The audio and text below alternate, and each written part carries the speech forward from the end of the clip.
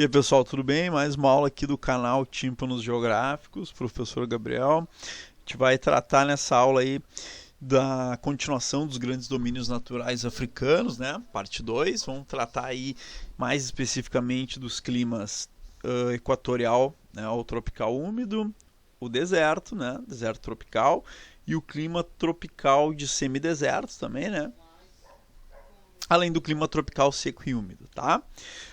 Uma questão assim anterior, né, antes da gente falar das classificações climáticas, né, a gente tem de muitas classificações climáticas no mundo, né, mais de 100, né, e a gente pode agrupar elas em dois grandes grupos, aquelas que são genéticas e as empíricas. Genéticas vem de gênese, de origem, né, é aquela que tenta explicar a origem, o motivo, o porquê daquele clima existir. Então ela está baseada nos controles ou nos fatores climáticos, que é o fator climático que explica o clima.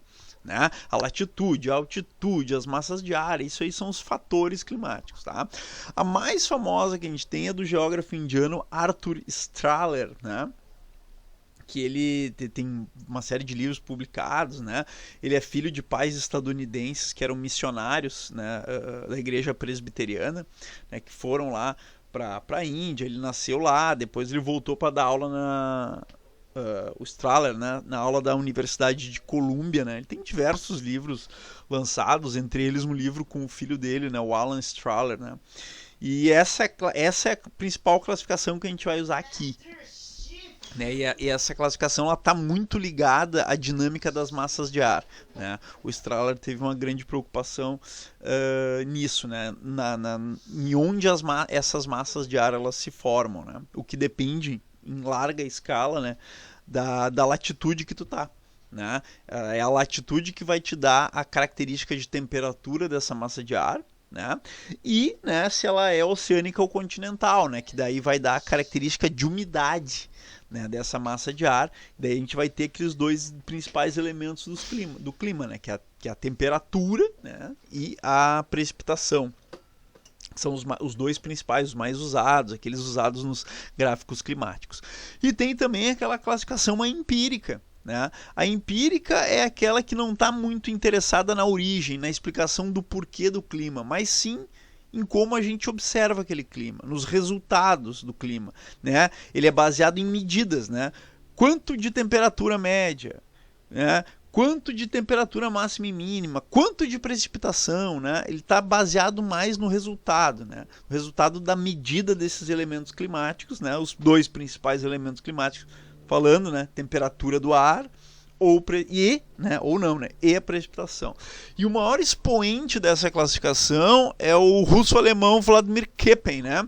O Köppen, ele é filho de alemães, né, que foram contratados lá pela corte russa, né, da dinastia Romanov. Eles foram trabalhar lá. O Köppen nasceu lá, né, principalmente na região da Crimeia, né, que pertenceu ao Império Russo. Né, lá ele se desenvolveu, né, despertou para a questão das ciências, e ele tinha ele tinha muito fortemente influenciado pela variedade vegetal, a questão da vegetação, dos biomas. Ele busca, né, sempre nos climas dele, fazer essa relação entre clima e vegetação. Então, as duas principais classificações que a gente tem é a do Strahler e a do Köppen.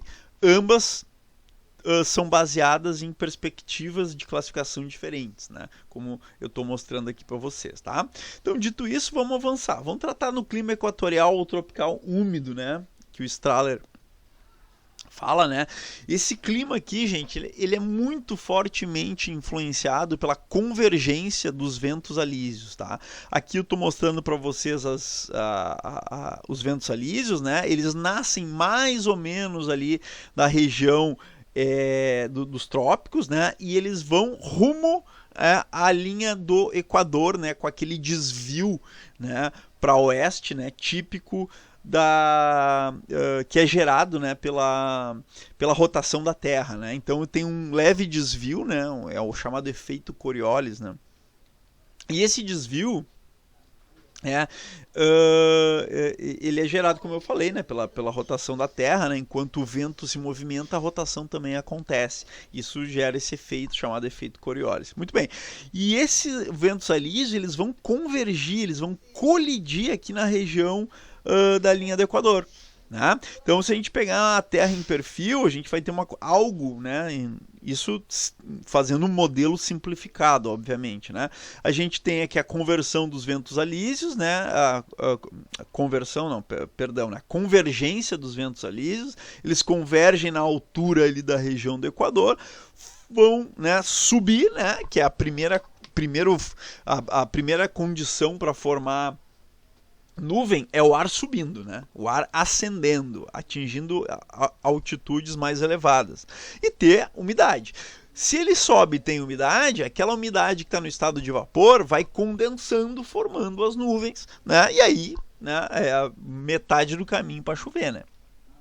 Então, por isso que nessa região aqui, né, a gente vai ter a zona de convergência intertropical, ou seja, os ventos alísios convergem aqui nessa região que fica entre os dois trópicos, né? Então, por isso zona de convergência intertropical, ou ZCIT, né, que a gente chama aqui de maneira abreviada. E repara que nessa faixa aí do globo, não só na África, mas no globo inteiro, tá, ali nesse retângulo vermelho estão as nuvens formadas por essa zona de convergência intertropical. As outras nuvens que estão em outros lugares da Terra são formadas por outros fatores, ou pode ser por questão do relevo, né? Onde o ar, né, ao tentar atravessar uma cadeia de montanhas, ele se obriga a subir, subindo ele resfria e se tiver umidade, a umidade condensa e forma nuvem. Ou pode ser do choque das massas de ar, né? Como acontece muito aqui no Rio Grande do Sul, né? Essas nebulosidades estão muito associadas ao ar polar, né? A massa de ar polar que tenta avançar, gera a famosa frente fria, né? Porque ela obriga o ar quente da massa mais aquecida a subir, e se sobe tem umidade, vai condensar e vai formar nuvem, tá? Mas essa faixa aqui equatorial, né? Ela é formada, né, as nuvens ali são formadas pela convergência dos ventos alísios, né? E a gente vai ter aqui, vamos pegar um exemplo da capital não, de uma cidade da República Democrática do Congo, né, que está quase na linha do Equador, que é Kisangani, né? Repara que chove bem o ano inteiro, né? Tem uma grande quantidade de chuvas aí, né, durante o ano inteiro, embora não seja tão regular assim, mas a média térmica ela oscila muito pouco. Por quê? Porque está perto do Equador, né?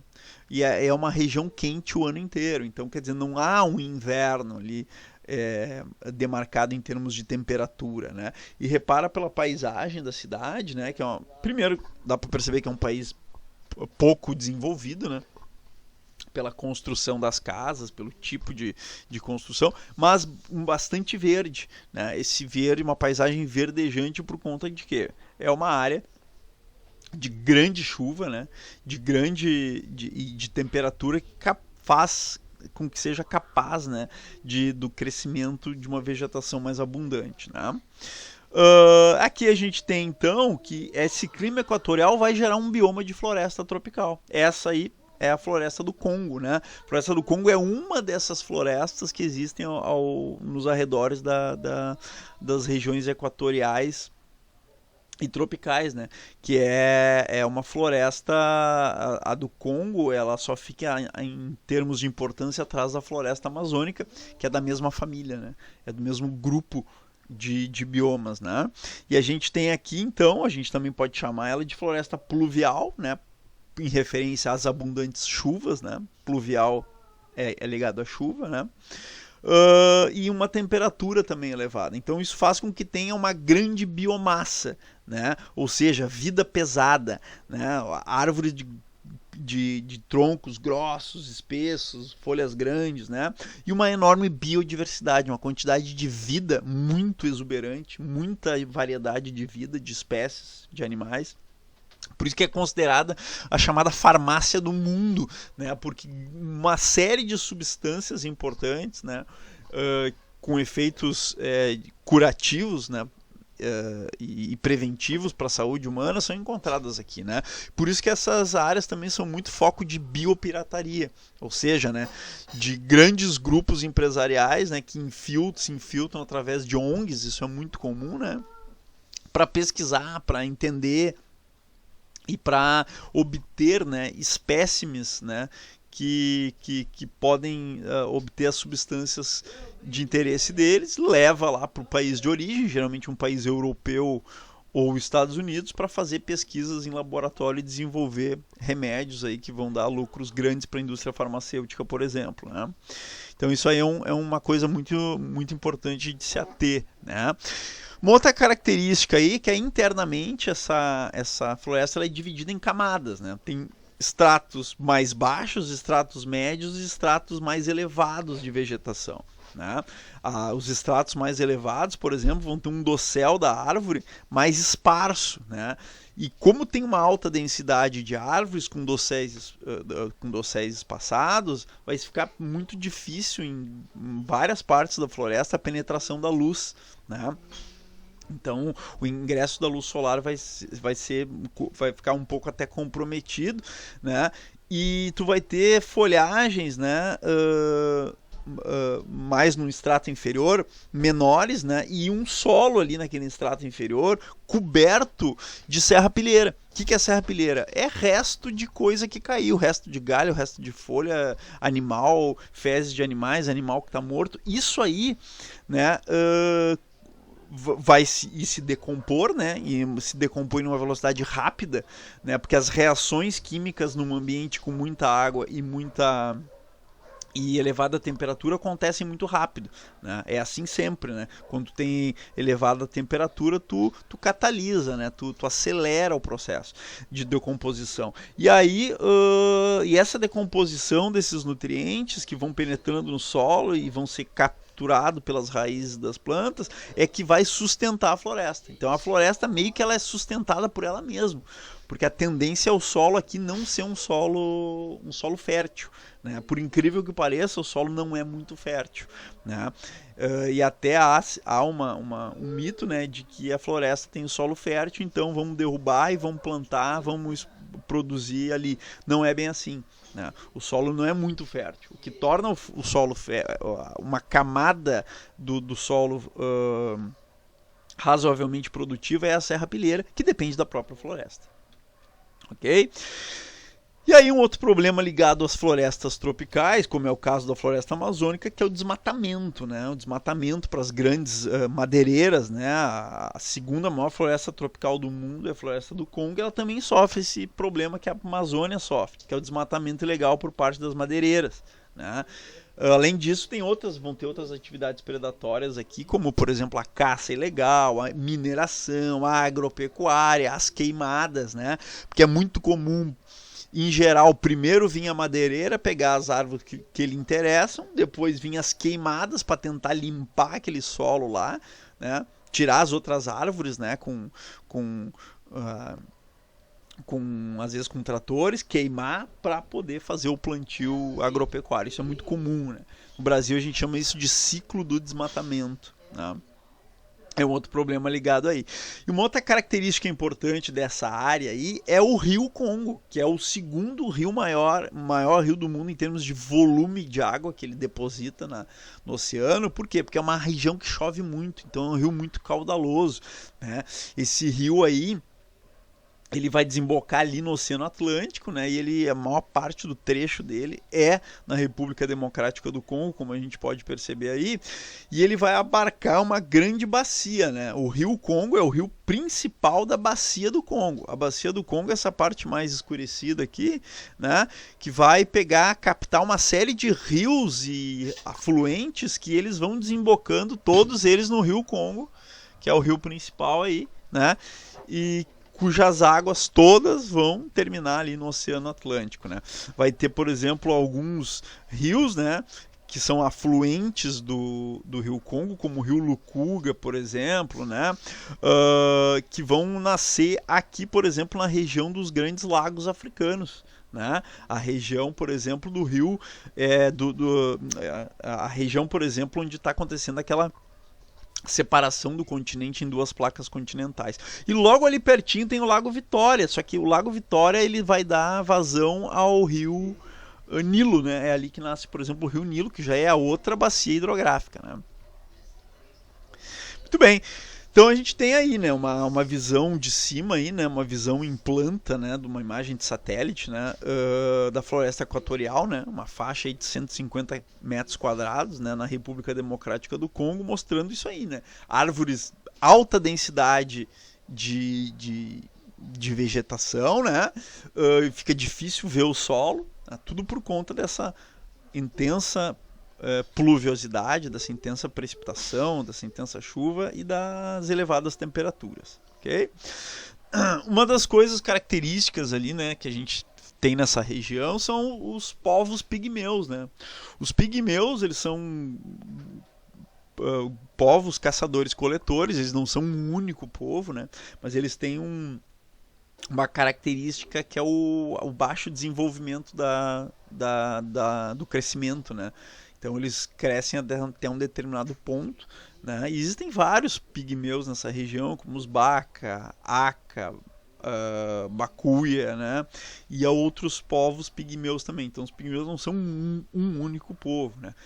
Então é uma parte característica aí dessa questão aí. E aí tá com um missionário, né? Em 1920, né? Um missionário europeu, né? Vamos lembrar que nessa época aí essa região era dominada pela Bélgica, né? Então é a época do colonialismo, né? Sobre a África, tá? Muito bem. Outra coisa que se destaca aí é a questão do gorila do Oriente, né? Que é um animal típico aí da floresta do Congo, né? E aí a gente tem aí uma mãe com o seu filhote aí, gorilas, né? Muito comum aí ter nesse bioma aí, ok?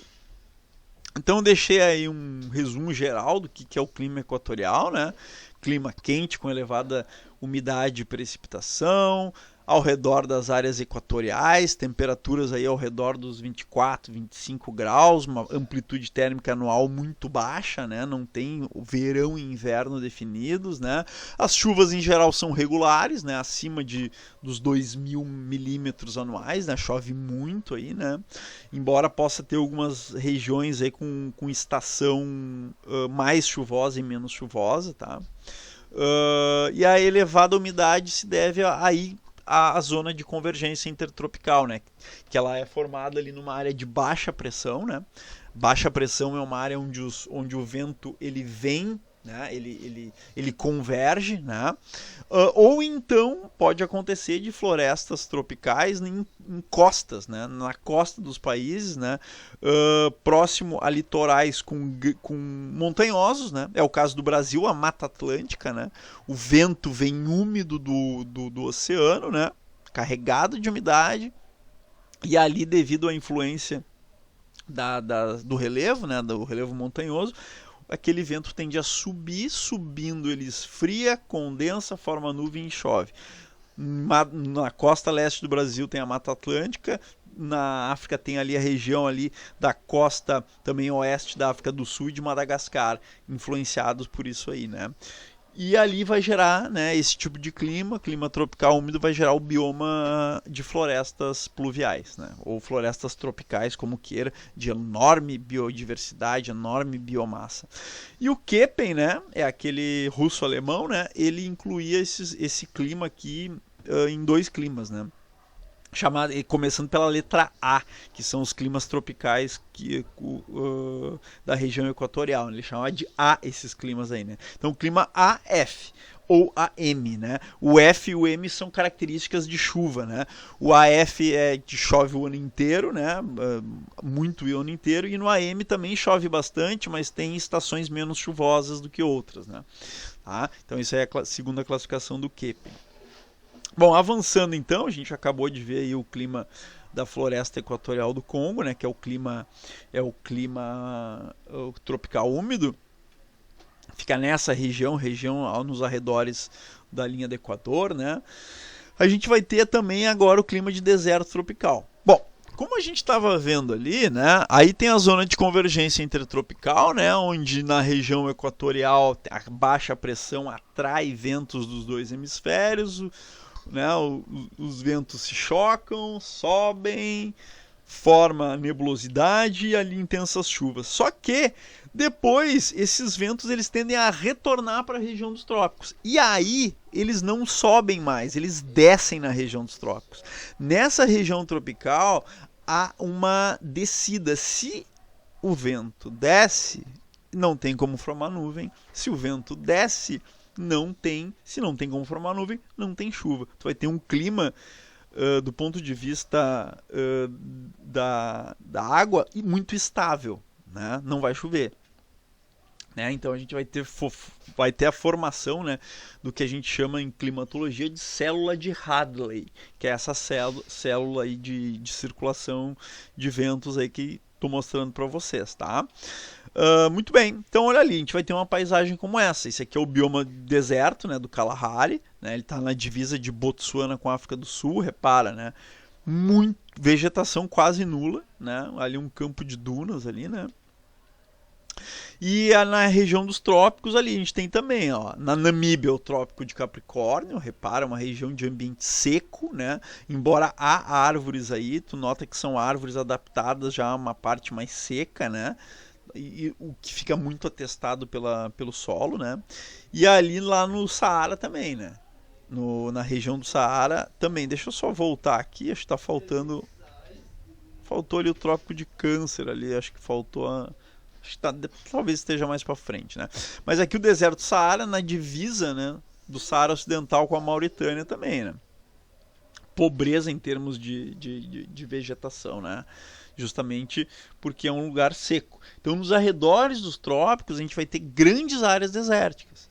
Apesar de quente, são muito secas, né, o que vai impedir a proliferação da biomassa e da biodiversidade, né, e vegetação existente aqui é a xerófita, que é aquela vegetação com pouca ou nenhuma folha pequena, né, para evitar com que se perca água pela transpiração, né, cascas, né, geralmente das árvores, né, impermeáveis, né, em algumas espécies tem essas cascas impermeáveis para poder reter a água e uma raiz mais aprofundada tentando buscar uma água lá do lençol freático, né. Isso é o típica vegetação que a gente chama de xerófita, né.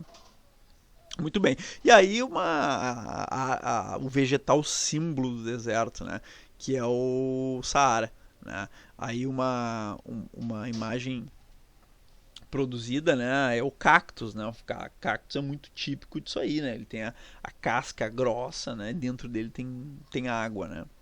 É uma árvore que também com a raiz que tenta buscar ali o lençol freático, né? Para poder resistir à extrema secura, ok? Aí a gente tem aí uma imagem do Erg Cheb, né, que é no sudeste de Marrocos. A gente tem uma parte do deserto, né, que não é uma parte arenosa. Dá para perceber uma parte rochosa, né? A gente chama isso aí de Ramada, que é o deserto pedregoso, né?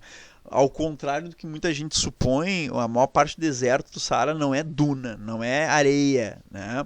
Mas sim uma parte arenosa, pedregosa, né? Arenosa não, perdão, pedregosa, né?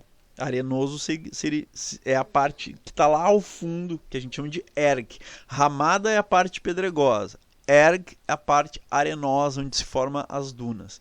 A maior parte do Saara é pedregoso, é a ramada que a gente chama, né? Muito bem. E é muito comum também, tem desertos, né, a questão do oásis, né?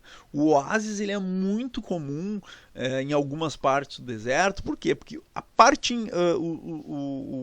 que está abaixo do solo, da camada superficial onde a gente pisa do chão, né, as camadas de rocha que estão abaixo, muitas delas têm água, né? São os chamados aquíferos, né? Porque são rochas porosas, né? Elas têm poros e rochas permeáveis, né? Os poros eles se ligam formando rochas permeáveis, como se fosse uma esponja, né? Onde em algumas áreas distantes dali chove, né? Como por exemplo aqui, né? Tu tem umas chuvas intensas aqui nessa região, né? E é por aqui que a água vai infiltrar nas rochas permeáveis, né? E aí, obviamente, Em algumas áreas essas rochas vão aflorar, né? É muito comum com que o vento no deserto do Saara, em outros desertos, né, ele vai lixando o chão, né? É como se fosse uma lixa, porque o vento ele carrega pequenas partículas de areia fina, né? E aquilo ali vai meio que lixando, né? É o processo que a gente chama de erosão por abrasão. Isso aí vai expondo a rocha que está embaixo, né? E daí, obviamente, né, aquela água que ali está, ela pode aflorar, né? Ou pode aflorar por uma falha, por exemplo, uma falha geológica que tem no terreno, né? E daí ela chega aqui nessa falha, né? Ao chegar aqui nessa falha, ela sobe e vai formar também um oásis. Os oásis foram muito importantes na exploração do Saara, porque o Saara sempre teve um grande comércio, né? Grandes caravanas comerciais, né? Antes da colonização eram muito comuns de acontecer, né? Para gerar trocas entre os reinos africanos e o restante da Europa, né? E muitas dessas rotas passavam, né? Tinham que passar obrigatoriamente por pequenas localidades que ficavam em oásis, né? Porque as pessoas tinham que se abastecer, né? Se abastecer de água, de alimentos, enfim, ao longo dessas travessias grandes, né? E aí uma outra característica que tem também nos desertos é a questão dos rios intermitentes, os rios temporários, né? Que não são rios que duram o ano inteiro. Por quê? Porque tem ali um lugar muito seco, né? A evaporação é muito grande, mas vai ter um período que outro em alguns lugares onde chove, né? A chuva às vezes dura uma semana e termina, né? E daí forma um riozinho temporário aí, né? Que em breve vai secar como esse aí, né? Você até construir uma ponte, mas o rio ele seca, né? Ele seca e aí tem que esperar, né, a época chuvosa novamente, que no deserto essa época chuvosa é muito irregular, né? Na maioria dos casos é muito irregular, em algumas tá há muitos anos sem chover, né? Então isso é uma coisa interessante dos desertos. A gente chama de OED, né? OED, esse tipo de rio que seca, né? No linguajar árabe, né? Africano, a gente chama de OED. Esse é o OED Saoura, né? Que fica na Argélia, né? Em Beni Abbès, que é um lugar da Argélia importante aí, ok? Do deserto do Saara, tá? Muito bem. E na Argélia também, em Cefra, a gente tem também o registro aí de neve no deserto. Que loucura, né? É um deserto tropical, trópico, quente, calor, sim, mas lembra que eu falei lá no primeiro vídeo que há uma coisa que bagunça esses fatores climáticos estáticos, como é a latitude, que são as massas de ar, né? Aí tu já tem em Cefra, tu tem uma altitude mais ou menos de 1000 metros de altitude, né? Então quer dizer, o calor é bem menos intenso, porque é 1000 metros de altitude, e ainda somado à chegada de um ar mais frio que vem lá das regiões do norte da Europa, né? Um ar polar, né? Tu já tem aí o que? A formação de um ambiente propício a formar neve. É comum? Não é comum, mas não é também tão raro assim de acontecer, né? E obviamente não é em qualquer parte do deserto, é na parte que está mais ao norte do deserto do Saara, que está mais próximo ali, influência das massas frias do hemisfério norte. Então, cuidado, né? Não é em qualquer lugar do Saara que vai acontecer isso aí, né? Ok? Bom, vamos lá, deserto tropical. Vamos pegar um exemplo ali no Kalahari, deserto Kalahari fica na África do Sul, ali em Caros, por exemplo, né? A gente tem ali. Então, próximo do Trópico de Capricórnio, né? A gente tem ali. Então, quer dizer, chove muito pouco, chove abaixo dos 25 milímetros mensais, né? Tem mês que nem chove, né? Mas já tem alguma chuvinha, né? Que isso permite até um riozinho intermitente, permite até uma vegetaçãozinha um pouquinho mais verdejante em alguns lugares, em algumas épocas do ano. Mas repara que tem já a amplitude térmica anual já mais pronunciada. Tem meses de maior média térmica e meses de menor média térmica. Então, quer dizer, existe no próprio deserto também uma oscilação, uma amplitude térmica de temperatura ao longo do ano, né? E aí a gente tem uma paisagem ali de Caros, né, mostrando aí, né, que dá para perceber bem ali o clima desértico, mas atravessam um riozinho e eles aproveitam para fazer uma agricultura ali com base nessa água do rio aí em Caros aí, né, na África do Sul, né? E a África do Sul, a gente sabe, é um país da África que tem mais recursos, né, mais desenvolvido, né, da África, é a África do Sul, né? Não é um país desenvolvido, mas entre os subdesenvolvidos africanos é o mais desenvolvido deles, né? E aí, né, um animal típico aí da Disney, né, o timão, né, um mamífero, né, que é um típico animal do deserto Kalahari, que é o suricato, né? O suricato aí, né, representado nos cinemas pelo timão, né? O pumba ali é um javali, né? Daí já não tem muito a ver com esse tipo de paisagem aí, mas o timão sim, suricato, né?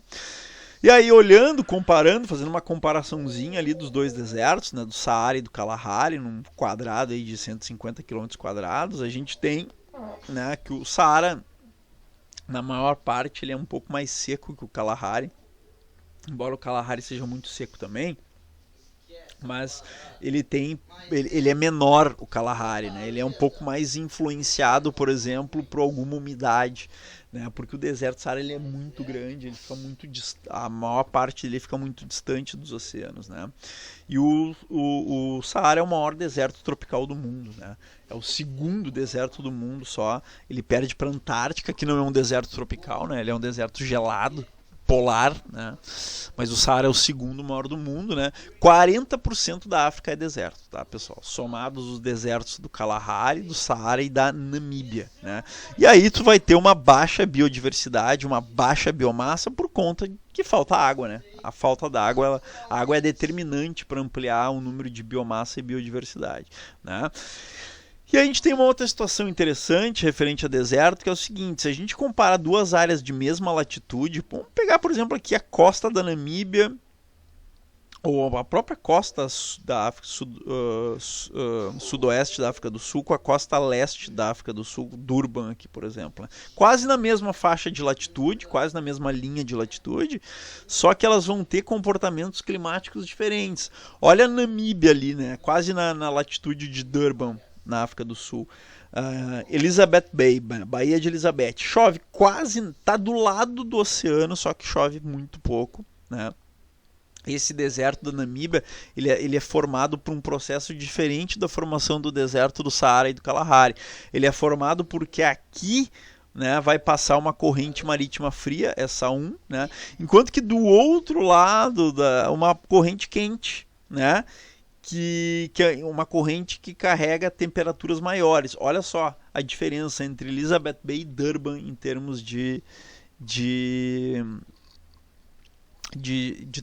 chuva, né? A temperatura ela é muito similar, né? Embora a média de Durban seja um pouquinho superior, né?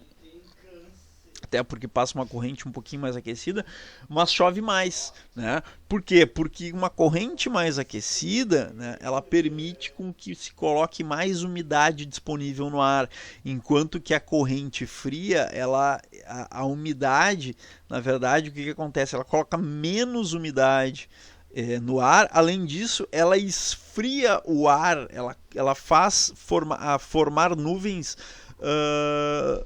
no mar. Quando o vento está entrando para dentro do continente, ele condensa e chove praticamente no mar, né? E vai o resto do vento entra seco no continente, né? Então, por exemplo, a corrente fria de Benguela, que passa ali no litoral no litoral oeste da África do Sul e litoral da Namíbia, no Oceano Atlântico, né, vai gerar um litoral seco e um pouquinho mais frio. E na corrente quente, por exemplo, né, que tem ali na corrente das agulhas, que passa no litoral índico, né, da África, tu tem um litoral mais úmido e mais quente, né? Então é muito curioso essa questão aí, né? Os desertos eles têm mais de uma possibilidade de serem formados. O da Namíbia, por exemplo, é diferente do Kalahari. O Kalahari fica mais para dentro, ele fica mais aqui no interior. Vai pegar o interior da Namíbia, o norte, noroeste da África do Sul e Botsuana, né? Já o da Namíbia fica no litoral mesmo da Namíbia, tá? Então, avançando aqui, vamos pegar uma imagenzinha dos dois, ó. Ó a diferença, né? Olha a diferença, né? Elizabeth Bay, deserto da Namíbia, pouca vegetação, porque chove pouco. Se chove pouco, tu tem um solo também muito rasteiro, muito raso, quase nada de solo, né? Enquanto que em Durban, na África do Sul, uma paisagem mais verdejante, tem mais umidade disponível aí, tá? Então olha ali uma outra imagem do deserto da Namíbia, campos de dunas gigantescas no deserto da Namíbia, né? Reparem só, né? Loucura, loucura, loucura. Então, em síntese, pessoal, deixei um resuminho aí, né? O deserto tropical é a área seca e quente, temperaturas elevadas na maior parte do ano, embora vai ter um inverninho, né?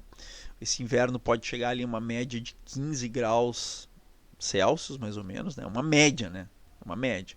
Não é a temperatura em si, né? As chuvas são muito irregulares e abaixo dos 250 milímetros anuais. Então, para ser deserto, tem que chover abaixo de 250 milímetros, né? E a escassez de umidade se deve a dois motivos, né? Tu tem um sistema de alta pressão, que a gente chama de sistema de alta pressão subtropical, é onde os ventos da cédula de Hadley descem, né? Descendo não tem como formar nuvem.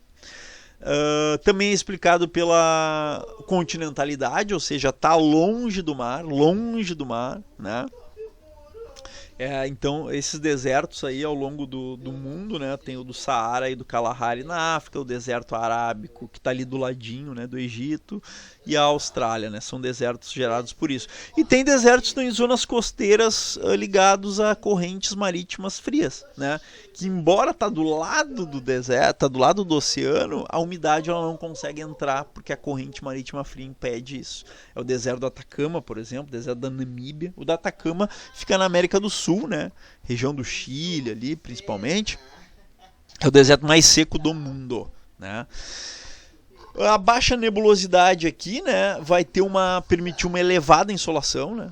Elevadíssima insolação, né? E essa baixa nebulosidade, quase nenhuma nuvem, né? Com uma baixa umidade, porque a evaporação é muito gigantesca aqui, né? Justamente por conta também dessa baixa nebulosidade, vai fazer com que durante a noite aquele calor acumulado na superfície da Terra, na areia, nas rochas, se perca rapidamente, né? E tu não vai ter uma capa que tente barrar essa radiação para fazer o chamado efeito estufa, né? Então essa radiação se perde rápido durante a noite e a temperatura cai muito durante a noite. Então a amplitude térmica diária também é muito elevada. Tu pode ter um dia onde chega a temperatura acima dos 40 graus, chegando até 50 e cair abaixo de zero durante a noite. Tu sentir frio no deserto durante a noite. É muito comum isso. Por quê? Porque tu não tem o efeito estufa que ele não é gerado por conta da falta de umidade, né? A umidade é o principal fator do efeito estufa, né? A única fonte regular em deserto aqui é água subterrânea, né? Seja de aquífero, seja de lençol freático, que vão formar os oásis quando essa água consegue aflorar, né?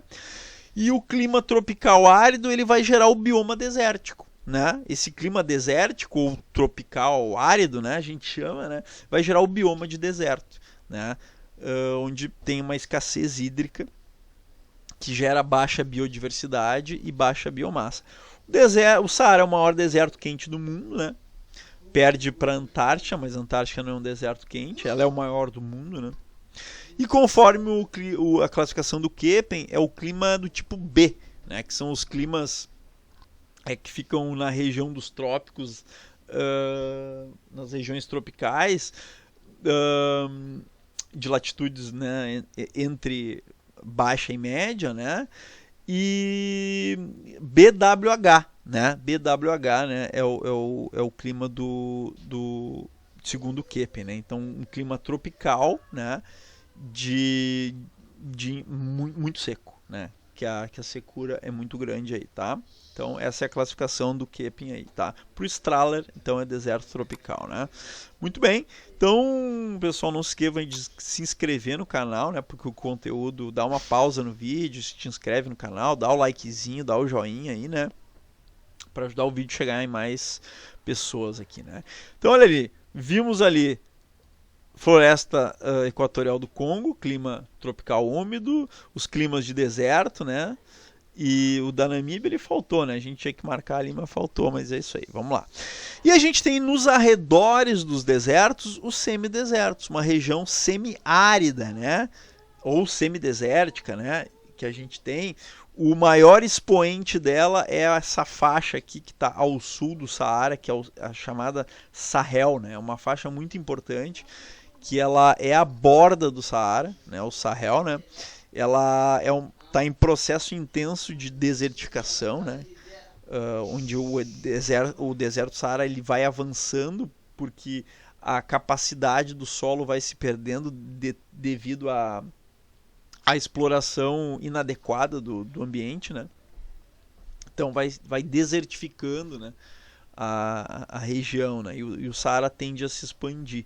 Mas repara o seguinte da diferença. Pega Cairo, que fica no Egito, região do deserto. Olha a chuva como é que é ali, né? E olha Djamena no Chad, né? No Chad já tem uma chuvinha um pouquinho maior, né?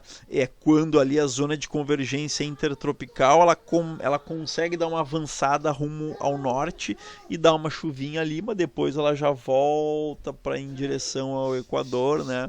Então tu tem aquela chuvinha um pouquinho maior ali no Sahel, tá? E então esse é o clima tropical de semideserto. Ele é um quase deserto, né? Ele tem uma precipitação um pouco superior ao deserto. No Brasil nós temos o sertão nordestino, né? Onde tem um clima similar a esse, o clima semiárido, né?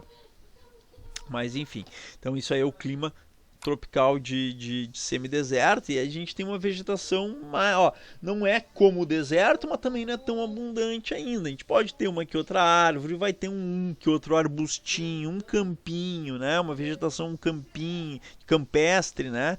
Com gramíneas, uns arbustos mais esparsos, né? Espalhados. Então a gente tem aí uma vegetação no clima tropical de semideserto, que é a vegetação de estepe, né? A estepe é muito comum nesse tipo de clima aí, né? Ok? Então, mais um climinha aí da África, né? Então a gente viu lá primeiro um clima muito úmido, depois o mais seco de todos, e agora aquele que fica na borda do clima seco ali, né? Que já sofre alguma influência de alguma pequena umidade, que é o clima de semideserto, tá? Então nós avançamos aí, já vimos tudo isso aqui, né? Esses desertos todos aí, né? A área montanhosa nós já vimos também, né? Vamos lembrar lá no primeiro vídeo lá, que a gente já viu as áreas montanhosas, vimos semideserto, né? O primeiro vídeo que a gente falou das áreas, quando falou das altitudes, né? Das áreas montanhosas, né? E agora vamos ver um outro clima, que é o clima tropical úmido e seco. Lembra que eu falei lá no primeiro vídeo sobre os grandes domínios naturais africanos, que o Sol, o Sol ele caminha entre os trópicos, né? Caminha entre aspas, porque a gente sabe que o Sol ele está fixo no centro do sistema solar, né? Quem se movimenta é a Terra. Mas o efeito para nós que dá é esse aí, né? Então a parte do globo terrestre que está submetida a esse Sol mais intenso, né? É justamente essa região tropical. Isso influencia fortemente a zona de convergência intertropical, que ao longo do ano ela vai tentando acompanhar o Sol, que vai se deslocando ora para um trópico, ora para outro. Isso vai fazendo com que essa zona de convergência consiga distribuir essas chuvas um pouquinho mais para sul, como é o caso aí, né? Como por exemplo chega em Caros na África do Sul, né? Ali já tem alguma chuvinha ali, né? Mais ao sul, né? Caros ali é um clima um pouquinho, é um deserto, quase semideserto, né? Já tem alguma chuvinha. E o Egito lá, o Egito secão, né?